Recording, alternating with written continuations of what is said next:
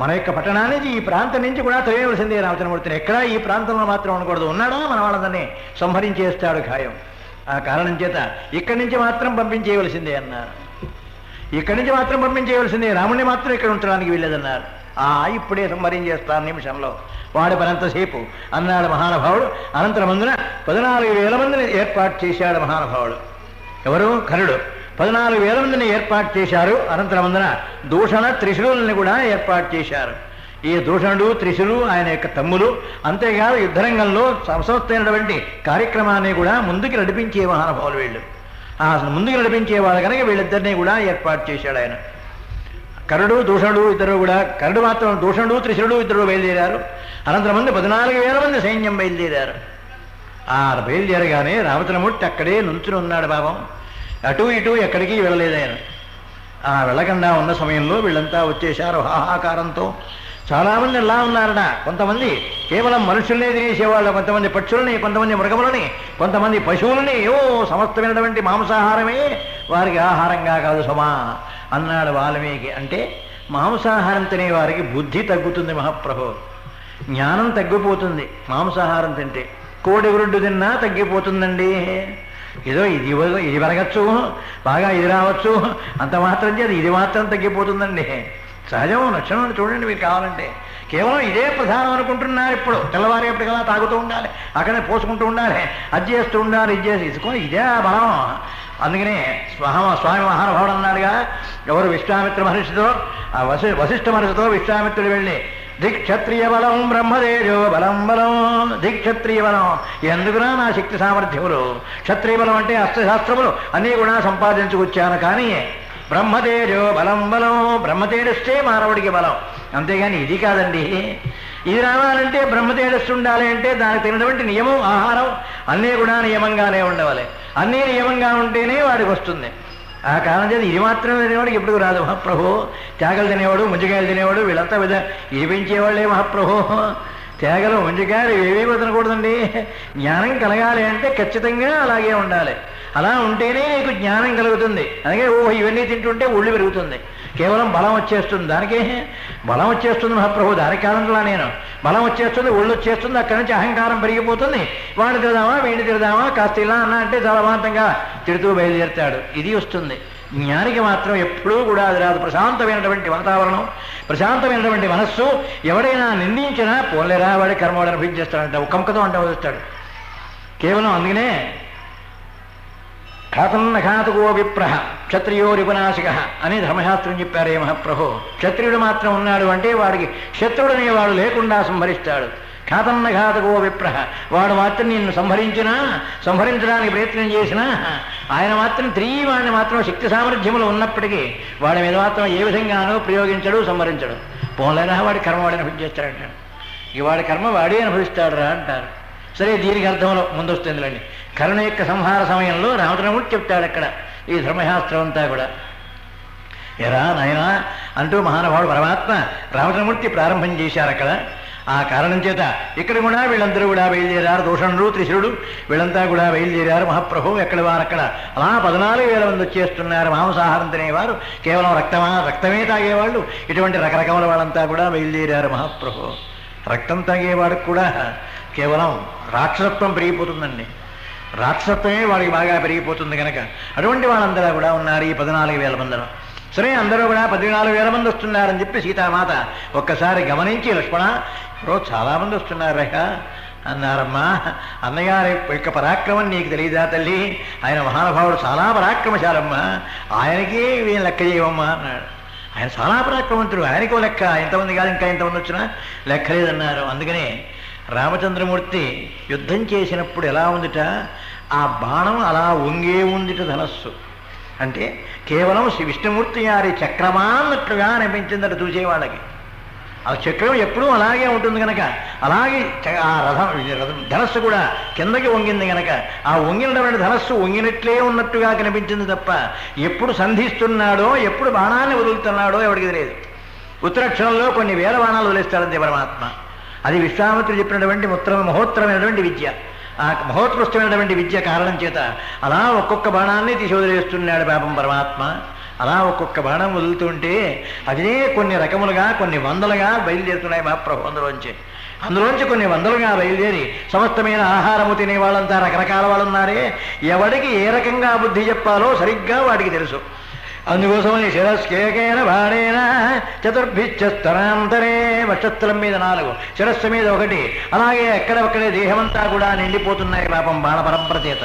దాంతో ఈ 14,000 మంది కూడా ఉక్కిరివిక్కిరైపోతున్నారు. ఏం చెయ్యాలో తెలియదు. ప్రతీకారం చేయడానికి తగినటువంటి జ్ఞాపక శక్తి రావడంలా, జ్ఞాపకం ఉంటుందా వాడు ఏం అస్త్రం వేశాడురా, ఏం వెయ్యాలి అనుకునేటప్పుడు ఆ అస్త్రానికి బలైపోతున్నాడు వీడు. ఇక మళ్ళీ ఏం వెయ్యాలి అనేటువంటి ఆలోచన వచ్చేటప్పటికి ఈ లోపలే అయిపోతుంది మహాప్రభు. అలా ఒక త్రుటి కాలంలోనే సంహరించాడు రామచంద్రమూర్తి 14,000 మందిని కూడా. ఒక త్రుటి కాలంలోనే సంహరించేశారండి. అందుకనే రామచంద్రమూర్తిని చూచి దేవతలంతా పైన అనుకున్నారడా, ఏమిరా పరమాత్మ యొక్క శౌర్యం అంటే, పరమాత్మ యొక్క స్థైర్యం, శౌర్య స్థైర్యములు. వాళ్ళంతా రథములు వేసుకొచ్చారా, స్వామివారు కిందనే నుంచున్నాడు పాపం చూశారా, అక్కడి నుంచి ఎక్కడికి కూడా కదలలేదు. అక్షయ తూణీరు వచ్చాడు కదా మహానుభావుడు, ఈయన అగత్యుడు. ఆ మహానుభావుడు ఇచ్చినటువంటి అస్త్రవిద్యలు శస్త్రవిద్యలు చాలా ఉన్నాయి కనుక ఆ అక్షయ తూణీరములు నా బాణంలోంచి తీశాడు, అందులోంచి ఒక్కసారి వదిలేశాడు పరమాత్మ. అలా వదిలేస్తే 50 మందిని కూడా ఉత్తరక్షణంలో సంహరించేశాయి. ఇక దూషణుడు త్రిశుడు మాత్రమే మిగిలారు మహాప్రభు. ఇక వాళ్ళు వచ్చేశారు, అహో అని, ఏమా చూడరా వాడి సంగతి చూడరా అన్నారు. ఇప్పుడే చూసేస్తానన్నాడు. అలా బయలుదేరి వచ్చారు. శరస్కేకేన బాణేన, రామచంద్రమూర్తికి బాణ పరంపర వదిలిపెడుతున్నారు. యుద్ధం విషయాన్ని గురించి చెప్పవలసి వచ్చినప్పుడు కేవలం యుద్ధాన్ని గురించి అలాగే వర్ణిస్తే కొంతకాలానికి పిచ్చెక్కిపోతుంది. అందుకనే యుద్ధకాండలో మాత్రం అలా కథ ముందుకు వెళ్ళిపోవలసిందే తప్ప, వాడు బాణం పరంపర వేశాడు, నెత్తి మీద కొట్టాడు, వక్షస్థల మీద కొట్టాడు, ఎన్నిసార్లు చెబుతావు దుఃఖమాలు కూడా, వాడు బాణం వేశాడు, వీడు ఇది వేశాడు, అవి వేశాడు, అలా మాత్రం దాన్ని అలా చెబితే ఆ కాండ కనుక అలా పొడిగిస్తే, వాల్మీకి మహర్షి గారు పొడిగించిన వాడు యథార్థమే, ఆయన కరెక్ట్గా చెప్పాడు. బలాన బాణం వేశాడురా, వీడు బలాన బాణం వేశాడు, దానికి ప్రతీకారంగా ఉపసంహరించాడు పరమాత్మ అని ఏదో చెప్పుకొచ్చాడు ఆయన. కానీ అలా చెబితే మాత్రం ఆ కాండ ఎప్పుడూ కూడా రక్తి కట్టదు. ఇంచేదా కేవలం ముందుకు వెళ్ళిపోతూ కథాభావం మాత్రమే ముందుకు వెళ్ళిపోతూ అందులో ఉన్నటువంటి పరమార్థం మాత్రమే చెప్పడం నేర్చుకోవాలి. అలాగే మరి 10,000 ఇక్కడ 14,000 మందిని సంహరించాడు అంటే ఒక్క ముక్కతో లాగేయాలి తప్పదానే. దాన్ని 14,000 మందిని ఇట్లా కొట్టాడు, ఇలా కొట్టాడు, మళ్ళీ వాళ్ళు ఇలా ప్రయత్నం చేశారు, ఇది చేయలేకపోయినారు, అది చేయలే. ఎంతసేపు చేతావు మహాప్రభు, ఎంతసేపు చివరికి కొట్టాడేగా మహానుభావులు. అలాగే స్వామి హనుమంతుడు కూడా మధువన దీనిలో అశోకవనంలో అక్కడ కూర్చుని మహాను సంహరించేశాడే మా సేన యావత్తు కూడా పరమాత్మ. అది కూడా అంతే, అలాగే గచ్చద్యాక్ష. అందుకనే 3 విషయములు మాత్రం ఎప్పుడూ కూడా సభాముఖంగా చెప్పకూడదు. శృంగారం, భీభత్సం, అలాగే దీని పేరు రౌద్రం. ఈ 3 కూడా సభలో కళ్ళకు కట్టినట్లుగా చెప్పకూడదు. ధర్మశాస్త్రం ఒప్పుకోదు. ఎంచేత కేవలం శృంగారమే వర్ణించాడా, వీడికి ఇంటికి వెళ్ళినాదు పిచ్చి కళ్ళు బయలుదేరుతాయి. అందుకోసం శృంగారాన్ని కళ్ళకి కట్టినట్లుగా వర్ణించకూడదు. అలాగే భీభత్సరసం కూడా వర్ణించకూడదు. అలాగే యుద్ధరసం కూడా ఎప్పుడూ కూడా కళ్ళకు కట్టినట్లుగా మాత్రం చెప్పకూడదు. వీడికి కళ్ళు అవాంతంగా కాకేస్తాడు, ఏడో వాడిని కొట్టేస్తున్నాడు, తలకాయలు కనిపిస్తున్నాయి, బాబోయండి రోజు తలకాయలు కనిపిస్తున్నాయి, చేతులు కనిపిస్తున్నాయి. మరి ఏమండి, రామరావణయోరి యుద్ధం రామరావణయోరివ, కాస్త యుద్ధం ఆడేది మహాప్రభు. ఆనాటి యుగంలో కొన్ని యుగముల నుంచి పాపం ఒక డేగ దీని మీద తాడి చెట్టు మీద కూర్చుందిట. నారద బ్రహ్మగారు పెడుతూ ఏమేవో చాలా కాలం నుంచి ఇక్కడే ఉన్నావేవో, ఏమిటే విశేషాలు అన్నారట. ఎప్పుడూ అన్ని లోకాలు తిరిగేవాడు, నువ్వు చెప్పాలి విశేషాలు, నాకేం తెలుసునయ్యా అన్నది. నాకేం తెలుసునయ్యా విశేషాలు అన్నట. కాదులేవే, ఈ మధ్య కురుపాండవ యుద్ధం కూడా జరిగిందే అన్నట్టు నారద బ్రహ్మగారు అనగానే అదందిట మహాప్రభు, అయ్యా నేను ఈ తాడి చెట్టు మీదే కూర్చుని ఈ మువ్వులోంచి కంఠం కూడా కిందకు దింపకుండా తలకాయ పైకెత్తుకు తాగాను. ఎప్పుడో కేవలం ఆ దీని యుద్ధంలో, రాక్షస యుద్ధంలో మాత్రం దైత్యులకి రాక్షసులకి యుద్ధం కలిగింది. ఆ యుద్ధంలో మాత్రం ఇక్కడి నుంచే రక్తమాంసములు తాగాను. అలాగే కొంచెం తలకాయ వంచి తాగాను రామరావణ యుద్ధంలో. ఈ కురుపాండవ యుద్ధం ఎక్కడ కూలిపోయిందో నాకు తెలియదు. బాగుంటుంది నిజంపదగా కురుపాండవ యుద్ధం కూడా కూలిపోయిందే. ఏదో 14 అక్షోహిణీలు, 6 అక్షోహిణీలు, ఇన్ని అక్షోహిణీలు, ఈ దుఃఖమాల అక్షోహిణీలు ఏమోనండి. రామరావణ యుద్ధంలో ఈ అక్షోహిణీలు లెక్కల ఏమీ లేదు మహాప్రభు. తాడు చెట్టెత్తున ప్రవహించిందండి రక్తమాంసములు.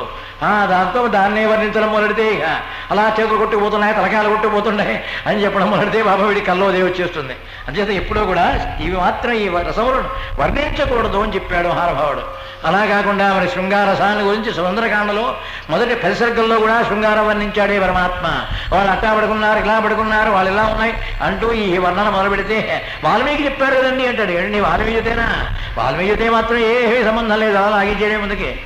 చెప్పవలసిన చోట ముందుంది, అక్కడ ఆగు, అక్కడ చెప్పు నీ శక్తి సామర్థ్యంలో ఏమన్నా ఉంటే అక్కడ చెప్పాలి తప్ప ఇక్కడేం చెబుతావు? ధర్మశాస్త్రం లేని చోట ధర్మశాస్త్రం ఏదైనా ఉందంటే దాని మీద ఏదైనా విమర్శన ఉన్నా, దాని మీద ఏదైనా మహత్తరమైనటువంటి దానికి ఇంకొక రకమైనటువంటి వ్యాఖ్యానం ఉన్నా అది మాత్రమే వర్ణించాలి తప్ప కేవలం ఇది మాత్రం కాదు. ఆ కారణం చేత దూషణ త్రిశూలు మాత్రమే మిగిలారు. ఆ దూషణుడు కూడా రామచంద్రమూర్తి మీద అలా బాలపరంపర అలా వదిలేశాడు. రామచంద్రమూర్తి దాన్ని ఛేదించేశాడు ఎక్కడివక్కడే. రామచంద్రమూర్తి కూడా దాన్ని ఛేదించేశాడు ఎక్కడివక్కడే.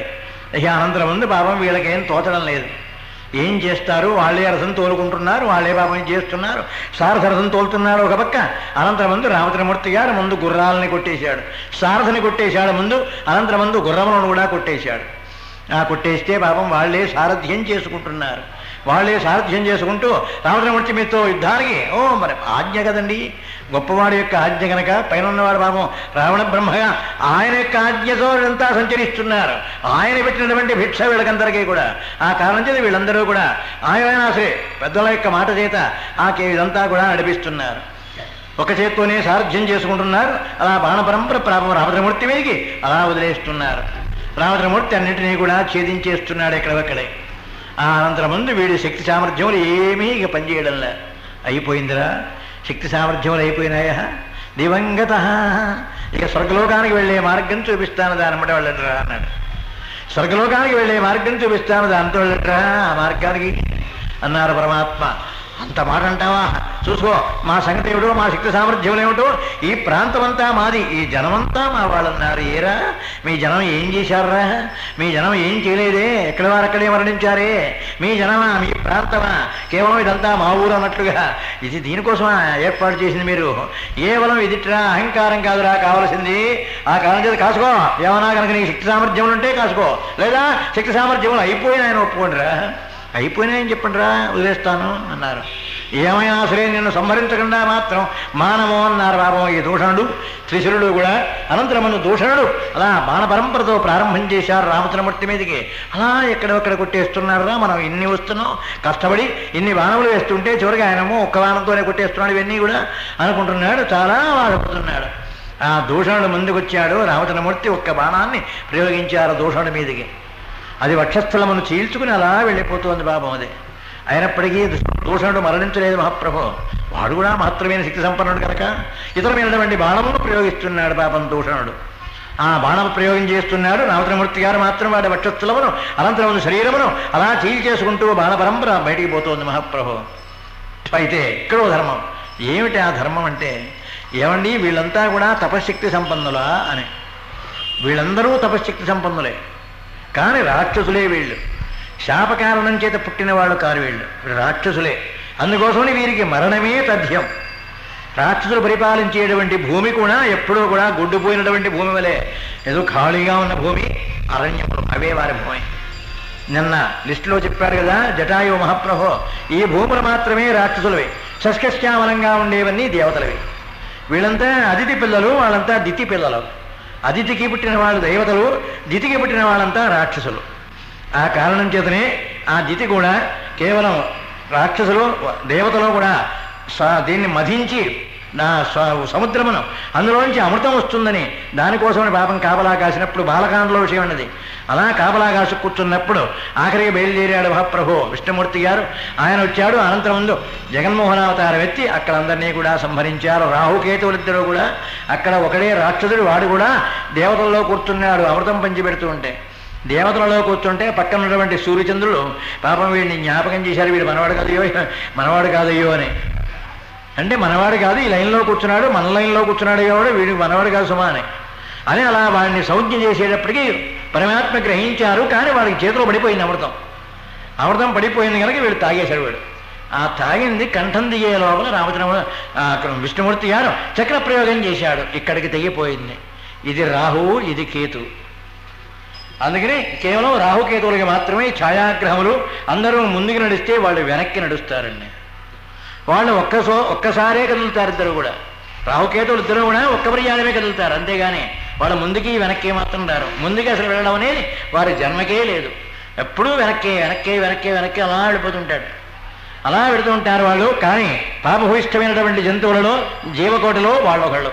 అంతేకాదు గ్రాములలో కూడా వాళ్ళు చాలా పాపాత్మలు. అందులో రాహువుకి కనుక చాలా విపరీతమైనటువంటి బలం ఉంది, వాడికి శక్తి సామర్థ్యములు ఉన్నాయి. ఆ స్వామి కారణం చేత వీళ్ళు మాత్రం రాక్షసులుగా మిగిలిపోయినారు. ఈ సూర్యచంద్రులు వీళ్ళని సౌంజ్యం చేశారు కనుక అందుకోసం వాళ్ళే వచ్చి గ్రహణంగా పడుతున్నారు. వీళ్ళని గ్రహణం పట్టించి పాపం చాలా రకరకములుగా వీళ్ళని ఇబ్బంది పెడుతూ బాధ పెడుతూ కొంతసేపు అయినా అబ్బాయి వాడి కడుపు మంట తీర్చుకుంటూనే ఉన్నారు మహాప్రభు. ఇంతవరకు కూడా వాడి కడుపు మంట అలా తీర్చుకుంటూనే ఉన్నారు వాళ్ళు. ఆ సమయంలో అటువంటి చరిత్రలో మనకు జ్ఞాపకం చేస్తారు కనుక వీళ్ళు కూడా రాక్షసులే. మరి విరాసుడంటే తుమ్ముడు అనేటువంటి గంధర్వుడు కనుక వాడికి మాత్రమే మళ్ళీ పునర్జన్మ లేకుండా వాడికి మోక్షం కలిగింది. కానీ ఇక్కడ మాత్రం జరగడానికి వీలు లేదు కనుక వీళ్ళు రాక్షసులే కనుక కేవలం వీడిని కూడా పరమాత్మ అలా సంహరించేశారు. అనంతరమందున బాణ పరంపర వదిలిపెట్టేశారు. ఒక్కసారి కాసుకోరా అన్నారంతే. దాంతో తుమ్ముడు కూడా వీళ్ళు కూడా త్రిశురుడు దూషణుడు వీడు కూడా మరణించాడు మహాప్రభు. దూషణుడు అంటే త్రిశుడు వస్తోంది, త్రిశుడు అంటే దూషణుడు వస్తోంది. మహాప్రభు బాగా జ్ఞాపక శక్తి పోయిన తర్వాత పురాణం చెప్పడం ఇదే మొదటిసారి. అంటే జ్ఞాపక శక్తి ఉందంటే వెళ్ళిపోయేవాడిని అమాంతంగా శ్లోకాలు రాదు కదా, అలా వెళ్ళిపోతుంది స్పీడ్గా. ఇప్పుడు స్పీడ్గా వెళ్ళదు. ఆ కారణంతో మళ్ళీ త్రిశుడిని మాత్రం అలా సంహరించారు అనంతరం దూషణుడిని. ఇక త్రిశుడు మాత్రమే మిగిలాడు. ఈ త్రిశుడు అంటే 3 తలకాయలు ఉన్నాయి వాడికి 3 తలకాయలు ఉన్నాయి మహాప్రభు. ఆ త్రిశుడు కూడా కేవలం కరుణ యొక్క ఆజ్ఞను పరిపాలిస్తుంటాడు కాబట్టి వాడు కూడా పాపం యుద్ధం చేశాడు. సరే వాడిని పంపించేద్దాం కిందలేండి, వాళ్ళతో టైం పెట్టుకుంటే వాడు కొట్టాడు వీడు కొట్టాడు ఇంక తీసేయండి వాళ్ళని. ఇక అనంతరమందు కరుడు బయలుదేరాడు. కరుడు బయలుదేరడానికి మళ్ళీ వెళ్ళి ఈ మహాతల్లి స్వరస కాదని ఇవాళ మంచి బాగా దెబ్బతిందని పొద్దు నుంచి ఏదో ఇతరమైనటువంటి వ్యావృత్తిలో బాగా పనిచేసింది. ఇది ఇవి కూడా దెబ్బతినేసింది. ఆ కారణం చేత ఈ మహాతల్లి ఉన్నదే శూర్పణఖ వెంటనే ఈవిడ బయలుదేరి అన్నగారిని అన్నయ్య నువ్వు మాత్రమే రావాల్సిందే, ఇలాగే నువ్వు తప్ప దీనికి ఎవరు చేసేవాడు లేరు, ఉద్ధరించేవాడు ఎవరు లేరన్నయ్యా, నువ్వే ఉద్ధరించవలే, నీవే పూర్తి చేయవలే అన్నారు. అప్పుడు కరుడు బయలుదేరాడు యుద్ధానికి.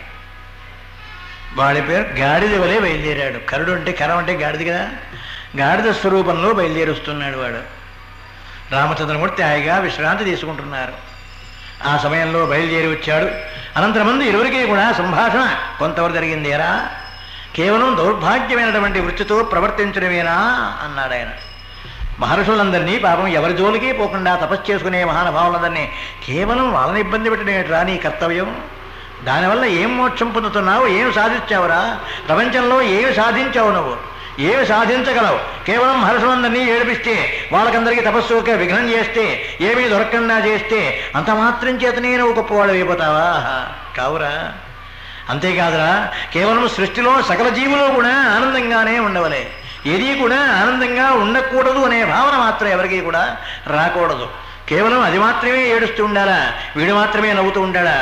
ఆ కారణం చేత సమష్టిలో ప్రతిజీవి కూడా పరమార్థమునే కాంక్షిస్తూ ఎప్పుడో కూడా మోక్షమునో తగినటువంటి మరొక్క మార్గమునో ఎప్పుడు వెతుక్కుంటూనే ఉండాలి తప్ప అలా కాకుండా ప్రతిజీవి కూడా మాత్రం ఎప్పుడు కూడా దుఃఖపడ్డానికి వీల్లేదు. ఆ దుఃఖపెట్టేటువంటి కారణం మీకుంది కనుక వాళ్ళని దుఃఖపెడితే నీకేం వచ్చిందిరా అన్నాడు. రామచంద్రమూర్తి ఏమొచ్చిందిరా నీకు? దానివల్ల వచ్చినటువంటి ప్రయోజనం ఏమిటి? నీకేమైనా మోక్షమా ముక్తా? ఏం జరిగిందిరా నీకన్నారు ఆయన. అంతేకాదురా, మరొక ధర్మం చెప్పనా, కేవలం కరుడుగా రాక్షసుడిగా నువ్వు కేవలం రాక్షసుడిగా జన్మించి రకరకమైనటువంటి జీవకోటిని సంహరిస్తున్నావు, రకరకములుగా చాలా నీ గొప్పతనాన్ని గురించి చెబుతున్నావే. నీకు ఒక్క ధర్మం చెప్పనా, ప్రతివాడు కూడా జన్మలో ఎప్పుడైనా సరే చేసిన దాన్ని ఆ సమయం వచ్చినప్పుడు మాత్రమే అనుభవించి తీరవలే. సుఖం వా ఇది వా దుఃఖం, సుఖంగానే దుఃఖంగానే ఏదైనా సరే ఆ సమయం వచ్చినప్పుడు మాత్రం దాన్ని అనుభవించే తీరవలే. అంతేగాని ఆ సమయం వచ్చినప్పుడే అనుభవిస్తారు సుమా. ఇప్పుడు నీకు వచ్చిందిరా సమయం, ఇప్పుడు కహ నువ్వు చేసినటువంటి పాపాన్ని అనుభవించేటువంటి సమయం ఇప్పుడు వచ్చిందిరా అన్నారు. దానికి లెక్కేమిటి? కేవలం పుణ్యపాపములు కూడా వస్తాయా? ఆ చేసినటువంటి పుణ్యం కానీ పాపం కానీ కేవలం అనుభవించడానికి కూడా ఒక సమయం అంటూ ఉంటుందా? ప్రాప్తం పుణ్యఫలం తావద్భవతా నాత్ర సంశయ. రే ఇంతవరకు నీవు చేసిన పుణ్యాన్ని అనుభవించావురా, సందేహం లేదు. పాపం యొక్క ఫలితం కూడా క్షిప్రమేవ ప్రవచ్యసే, ఉత్తరక్షంలోనే అనుభవిస్తావురా అన్నాడు స్వామి హనుమంతుడు. ఎవరిని? రావణాసురుణ్ణి. సింహాసనం మీద కూర్చుని ఉండగా మహానుభావుడు దూషించాడు వాడిని. ఏరా అన్నాడు రావణ అని. నన్ను ఏరా అనేవాళ్ళు సృష్టిలో ఇద్దరు. కిం వైష్ణవం కపిరూపమేత్య, విష్ణుమూర్తి గారే కోతి వచ్చాడా, లేదా నేను ఆరాధించేటువంటి సర్వస్క బీజస్కృత సన్నిధానం నా సృష్టికి మూలపురుషుడైనటువంటి ఈశ్వరుడైనా కావాలి. వాళ్ళిద్దరే నన్ను ఏరా అని పిలవగలరు. 14 లోకాల్లో నన్ను ఏరా అనేవాడు ఉన్నాడా అన్నాడు రావణాసురుడు. ఆ కారణం చేత వాడి సంభాషణ కట్టండి అక్కడ సుందరకాండలో. ఆ కారణం చేత ఎప్పుడో కూడా ఏరా అని పిలిచేది వాళ్ళిద్దరికే ఉంది అధికారం. అంటే కేవలం సర్వస్క బీజస్కృత సన్నిధానం సృష్టికి మూలపురుషుడు కనుక పరమాత్మ పరమేశ్వరుడు ఆయనకే ఉంది, నాకు శత్రుడైనటువంటి విష్ణుమూర్తికే ఉంది. వీడెవడరా ఈ వచ్చినవాడు, వీడు కోతి కాదురా, రూపమాత్రంతో బాలరహ, చూడ్డానికి మాత్రమే కోతి వలె కనిపిస్తున్నాడు తప్ప వీడు మాత్రం కోతి కాదు అని నిర్ణయం తీసుకుంటాడు మహానుభావుడు. వాడితో చెప్పాడు. మాట్లాడిన ఘట్టంలో ఒక మాట అన్నాడు కదా, ఇంతవరకు ప్రాప్తం పుణ్యఫలం తావత్ భవతా నాత్ర సంశయ, ఇంతవరకు నువ్వు చేసినటువంటి పుణ్యాన్ని గురించి అనుభవించావు, సమస్తమైన భోగములు అనుభవించావు. రావణాసుడు అనుభవించినటువంటి భోగాలు ఎవరికీ కూడా సృష్టిలో లేవండి, సృష్టిలోనే లేవు. సమస్తమైనటువంటి భోగములు అనుభవించావు, సమస్తమైనటువంటి ఐశ్వర్యమును కూడా పొందగలిగావు నువ్వు, సమస్తమైనటువంటి కార్యములను కూడా సాధించావు నువ్వు. కానీ ఇక క్షిప్రమేవ ప్రవచ్కసే, ఇంతవరకు నువ్వు చేసినటువంటి పనిలో ఏ తప్పులున్నాయో, ఎవరిని ఎంతమందిని ఎప్పుడు ఎలా బాధించావో వాటికి కావాలన్నటువంటి ఫలితం ఉంటుంది. ఆ ఫలితం కూడా ఉత్తరక్షణంలో ఇక ప్రారంభమవుతుందిరా, ఈ రోజులు కాదు ప్రారంభమవుతుందిరా నీకన్నాడు మహాప్రభు. ఆ కారణం చేత రామచంద్రమూర్తి కరుణ్ణి కూడా ఆ మాటే అడుగుతున్నారు. రే, ఇంతవరకు నీవు చాలా పుణ్యములే చేశావు, పాపములే చేశావు. ఏ జీవి ఏం చేసినా సరే ఆ జీవికి ఏ క్షణానికి రావాలో ఆ క్షణానికి వస్తుంది. ఆ క్షణం మాత్రం ఎవరికీ తెలియదురా. అందుకనే హాయిగా ఉంటాడు, తెల్లవారేపటికల్లా పడిపోతాడు. తెల్లవారేపటికల్లా వచ్చేస్తుంది వాడికి రోగమో ఏదో ఇతరమైనటువంటి కారణాలు. దాంతో అరే నిన్నదాకా బాగానే ఉన్నాడు రా అంటాడు, నిన్నదాకా బాగానే ఉంటాడు, ఉత్తరక్షణంలో వచ్చేస్తుంది అంతే. దాని సమయం అది భగవన్ నిర్ణయం. వీడు చేసినటువంటి పుణ్యానికో పాపానికో ఏ సమయం ఉందో ఆ సమయం కరెక్ట్గా రాగానే నీకు రాత్రి కావచ్చు, పగలే కావచ్చు, ఏమైనా కావచ్చు, భోజనానంతరమో భోజనాత్ పూర్వమో ఎప్పుడొచ్చినా సరే టక్కుని వచ్చేస్తుంది అది. దాన్ని మాత్రం అనుభవించక తప్పదు. ఆ తర్వాత నువ్వు ఏదో వైద్యం చేసుకుంటావో, నీ తిప్పలేవులు పడతావో, అవన్నీ తర్వాత సంగతులు. కానీ ముందు మాత్రం నువ్వు అనుభవించి తీరవలసిందే. ఈ అనుభవించాలి అంటే తప్పనిసరిగా పరమాత్మ యొక్క అనుగ్రహం చేత. అనుగ్రహం ఉందో సుకృతం అనుభవిస్తావు, అనుగ్రహం తప్పిందా దుష్కృతమే అనుభవిస్తావు. ఈ సుకృత దుష్కృతములు రెండో కూడా ఎప్పుడూ కూడా వెంటనే నడుస్తూనే ఉంటాయి. ఒక మహానుభావుడు అడిగాడు పెద్దాపురంలో, పురాణం చెప్తుంటే, శాస్త్రి గారు మానవుడు ఇలా ఊపుకుంటూ నడుస్తాడు ఏమిటండి అన్నాడు ఆయన. చేతులు ఇలా ఊపుకుంటూ నడుస్తాడు ఎందుకండి అన్నాడు ఆయన. ఇప్పుడు కాదు లేరా పురాణం చెబుతున్నానన్న. ఆ పక్కన అడిగి ఎందుకురా శాస్త్రి గారు అనవసరంగా ఆపజేస్తావు, దానికి నేను చెప్తాగా అన్నాడు ఆయన. పక్కనే కూర్చున్నాడు, నేనేం చెప్తాగా అన్నాడు ఆయన. నువ్వేం చెబుతావయ్యా అన్నాడు. నేను చెప్పనురా అన్నాడు. ఏం లేదురా, సమస్తమైనటువంటి పూజలు పునస్కారములు భోజనం ఇతరమైనటువంటి పుణ్యకార్యములకు అన్నింటికీ ఈ చెయ్యి, మున్సిపాలిటీకి ఈ చెయ్యి, ఇది వెనక్కి వచ్చిందా ఇది ముందుకు వస్తుంది, ఇది ముందుకు వచ్చిందా ఇది వెనక్కి వస్తుంది, రెండింటి మధ్య ఉంది నీ శరీరం. ఇలా అయిపోయింది రానికి ఆన్సర్. ఇలా అనుకుంటూ పెడతాడు మానవుడు. ఏదో ఊపకుండా ఎక్కడ పెడతాడు. ఇలా అంటే ఇది వస్తుంది, ఇది ముందుకెడితే ఇది వెనక్కి, ఇది ముందుకెడితే ఇది వెనక్కి. ఏది ముందెట్టుకుంటావో ఏది వెనకెట్టుకుంటావో నీ ఇష్టం. ఏది ముందు పెట్టుకుంటావో ఇది పెట్టుకున్నావా ముందుకి కేవలం మున్సిపాలిటీ పని చేస్తూ ఉంటావు, ఇది ముందు పెట్టుకున్నావా మోక్షం పొందేటువంటి పని కనుక. సమస్తమైనటువంటి పూజా అర్హతలు అన్నీ కూడా దీనికే ఉన్నాయి కనుక సమస్తమైనటువంటి మంచి పనులు చేయడానికి అర్హత దీనికి. ఇది ముందు పెట్టుకుంటే ఇది వెనక్కిపోతుంది, ఇది ముందు పెట్టుకుంటే ఇది వెనక్కిపోతుంది, రెండింటి మధ్యలోనూ ఉంది నీ శరీరం. ఇంతేరా, దానికి ఆన్సర్ ఏం లేదన్నాడు. అందుకనే రావణాసుడికి కాళ్ళు 2, ఏమండి 10 తలకాయలు ఉన్నాయి, 20 ఇవి ఉన్నాయి, కత్తులు ఉన్నాయి, వాడికి ఏమండి 20 చేతులు ఉన్నాయి. ఇలా మహత్తరమైనటువంటి శక్తి సామర్థ్యం గలవాడు కదా, వాడికి కాళ్ళు కూడా ఉండాలి కదా 20. ఏకన్నా వాడికి 2 కాళ్ళు అక్కడే పెట్టాడు. ఏమండి 2 కంటే అంటే అటువంటి వికారమైన ఆకారంతో రామచంద్రమూర్తిని కలియబడ్డం కోసం వాల్మీకి సృష్టించాడు ఆ పాత్రని. కాదు, రజోగుణమే ఆ పాత్ర, రజోగుణమే ఆ పాత్ర యొక్క పరమార్థం కనుక. రజోగుణం అంటే మానవుడికి ఉన్నటువంటి అహంకారం అన్నాడు, విపరీతమైనటువంటి అహంకారం. సమస్తమైన శక్తులు నాకు గనక ఉన్నాయి, నన్ను ఎవడు ఏం చేయగలడు అనేటువంటి అహంకారం మానవుడిలో పెరిగిపోతుంది. ఆ పెరిగిపోయినటువంటి శక్తే రావణాసుని యొక్క స్వరూపం. ఆ కారణం చేత వాడికి 2 కాళ్ళంటే సుకృతం దుష్కృతం, పుణ్యము పాపము. ఈ పుణ్యపాపములే 2 కాళ్ళు అంతే. ఎంతటి వాడైనా నడిపించేది పుణ్యపాపములు 2. ఆ పుణ్యపాపములు కనుక ఇందులో ఏది లోపించినా, ఏది లోపిస్తే అక్కడే పడిపోతాడు వీడు. ఆఖరు ఎక్కడి నుంచి అడుగు ముందు పడతాయి, ఇంకేముందండి. ఆ పుణ్యపాపం రెండూ సమానంగానే నడుస్తుంటాయి. ప్రతి వాడిని ప్రతి మానవుణ్ణి నడిపించేది పుణ్యపాపములే. ఆ పుణ్యపాపంలో నువ్వు ఏది ఎక్కువ చేస్తున్నావో ఏది తక్కువ చేస్తున్నావో ఇక నీ శక్తిని నువ్వే చూసుకో. ఇది పరమార్థం మహాప్రభు. ఆ కారణం చేత చూడండి, ఆ పాత్రలోనే అటువంటి కారణాలు పెట్టాడు మహాప్రభు. శివశిరసి శ్రీరామసి యానిరేజుహో పరమేశ్వరుని యొక్క శిరస్సు మీద అలంకరించడం కోసమని రావణాసుని యొక్క తలకాయలు నరికి పెట్టాడు. అక్కడ వాడు ఒక్కొక్క తలకాయ నరికి పెట్టాడండి పరమేశ్వరుడికి.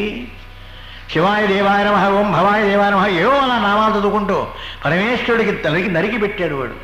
వీడికి ఉన్నది 10 తలకాయలే కదండి. ఆయన ఏకాదశ రుద్రుడు, 11 రుద్రావతారములు.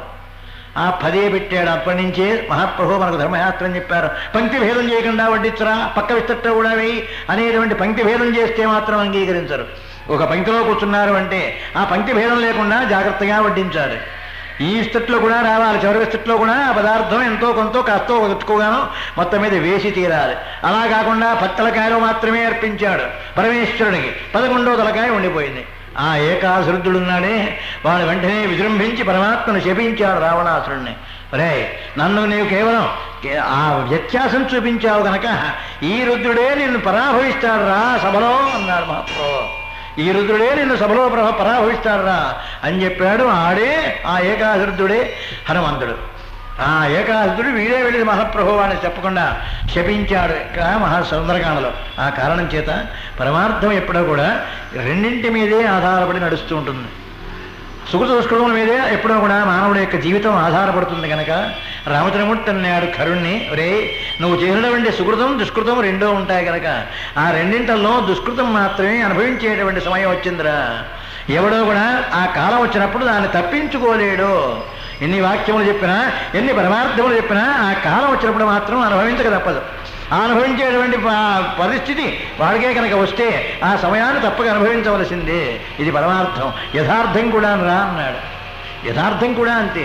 ఆ కారణం చేత అటువంటి రెండో సమయం వచ్చింది, దుష్కృతం యొక్క సమయం ఇప్పుడే ప్రారంభమైంది కనుక ఇక అనుభవిస్తావు, కాసుకోరా అన్నాడంతే పరమాత్మ. కాసుకోరా అనుభవిస్తావు ఇక అన్నాడు. నేనేమి అనుభవించనున్నాడు. అమాంతంగా బాణం తీశాడు, రామచంద్రమూర్తి మీదకి వదిలేశాడు. పాపం వాడు కరుడు రామచంద్రమూర్తి మీదకి బాణప్రయోగం చేశాడు. ఆ రామచంద్రమూర్తికి మీదకి బాణప్రయోగం చేయగానే రామచంద్రమూర్తి దాన్ని ఖండించారు. ఆ బాణమును ఖండించేశారు. శిరస్సు మీదకి ఒకదాన్ని వదిలిపెట్టాడు, దాన్ని కూడా ఖండించారు. వక్షస్థలం మీదకి 4, దాన్ని ఖండించేశారు. అనంతరం ఒక పెద్ద సాలవృక్షాన్ని పెకలించాడు, దగ్గరగా ఉన్నటువంటి సాలవృక్షాన్ని. ఆ వృక్షాన్ని అలా విసిరివేయడం కోసమని కాస్కోవయా రామ అని అడిగాడు. ఈ దెబ్బతో ఆశలను అన్నాడు.